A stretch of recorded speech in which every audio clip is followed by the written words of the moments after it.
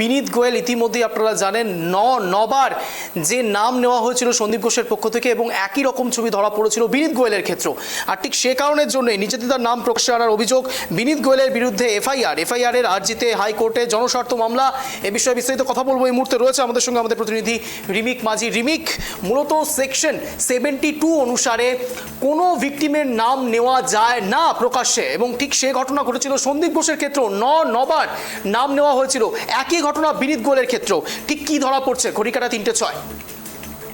একদমই দেখো, আজকে যেটা সব থেকে বড় হয়েছে, যে ঘটনাটা ঘটেছে সেটা হচ্ছে যে আমরা জানি যখন আরজি করের এই ধর্ষিতা এবং খুন হওয়া তরুণী চিকিৎসক, সেটা যখন ওই ঘটনা ঘটে তারপরে আমরা দেখি যে অভিযোগ ওঠে একদম সরাসরি সদ্য প্রাক্তন কলকাতার পুলিশ কমিশনার বিনীত গোয়েলের বিরুদ্ধে, যে তিনি একাধিক জায়গায় প্রকাশ্যে নির্যাতিতা এই তরুণী চিকিৎসকের নাম এনেছেন, যেটা একদম সংবিধান অনুযায়ী কিন্তু একদম নিষিদ্ধ। এবং সুপ্রিম কোর্টেও যখন এই মামলার শুনানি হয়েছে, অতীতের শুনানিগুলোতে, সেখানেও কিন্তু প্রধান বিচারপতি এবং কলকাতা হাইকোর্টও কিন্তু পরিষ্কার জানিয়ে দিয়েছিল যে ভিকটিমসের কোন রকম ছবি, কোন রকম তার তথ্য যেমন সোশ্যাল মিডিয়ায় রাখা যাবে না।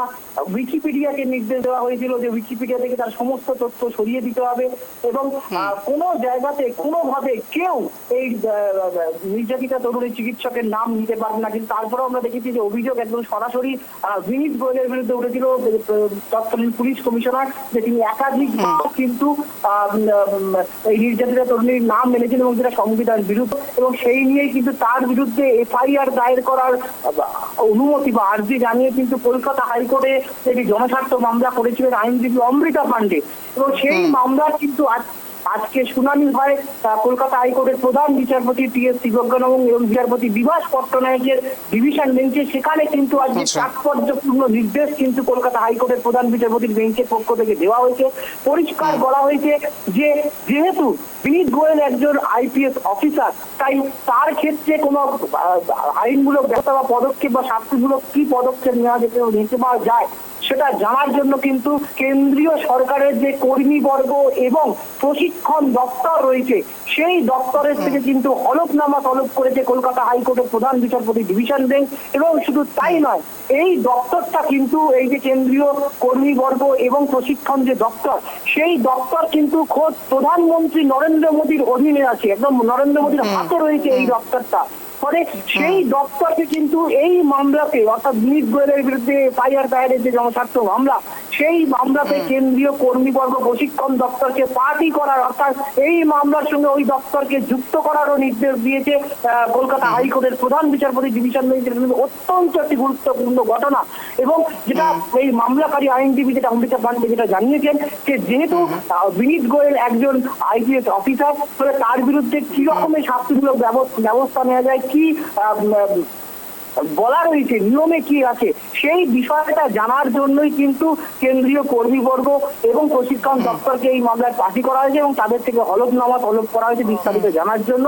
এবং তুমি জানো যে এই সামনেই হচ্ছে শারদোৎসব রয়েছে এবং সমস্ত দেশে কলকাতা হাইকোর্টে কিন্তু ছুটি পড়ে যাবে। ফলে পূজা অবকাশের পর, পুজোর ছুটির পর কলকাতা হাইকোর্ট যখন খুলবে, আগামী নভেম্বর মাসের দ্বিতীয় সপ্তাহে কিন্তু এই মামলার পরবর্তী শুনানি হবে। এবং সেদিনকে কিন্তু এই কেন্দ্রীয় কর্মীবর্গ প্রশিক্ষণ দপ্তরকে কিন্তু এই বিষয়ে হলফনামা কিন্তু জমা দিতে হবে। হলফনামাতে কি বলা আছে, অর্থাৎ কেন্দ্রীয় যে আইন, সে আইনে কি বলা আছে যে কোনো একজন আইপিএস অফিসারের বিরুদ্ধে যদি কোনো নিয়ম ভঙ্গের অভিযোগ ওঠে, আইন ভাঙার অভিযোগ ওঠে, বা তার বিরুদ্ধে কোনো দুর্নীতি বা বেআইনি কর্মের কাজের অভিযোগ ওঠে, সেক্ষেত্রে কি ধরনের শাস্তি দেওয়া যেতে পারে কিংবা কিভাবে শাস্তি দেওয়া যেতে পারে, কি কি আছে প্রভিশন আছে, যখন কেন্দ্রীয় কর্মীবর্গ দপ্তর তাকে জানাবে কলকাতা হাইকোর্ট বিষয়টা খতিয়ে যে প্রকাশ্যে যেটা নাম রেখে, এবং যে কলকাতা হাইকোর্ট জুনিয়র চিকিৎসক থেকে শুরু করে সাধারণ উঠেছিল, এবং তাদের যে জুনিয়র চিকিৎসকদের যে 5 দফা দাবি ছিল, সেই দাবির মধ্যে অন্যতম দাবি ছিল কিন্তু বিনীত গোয়েলকে সিপির পদ থেকে অপসারণ করতে হবে। সেটা কিন্তু আমরা জানি মুখ্যমন্ত্রী মমতা বন্দ্যোপাধ্যায় কালীঘাটের বাসভবনে যখন জুনিয়র ডাক্তারদের সঙ্গে বৈঠক হয়, সেখানেই কিন্তু সেদিন মধ্যরাত্রেই কিন্তু মুখ্যমন্ত্রী তাকে সরিয়ে দেওয়ার কথা ঘোষণা করেছিলেন।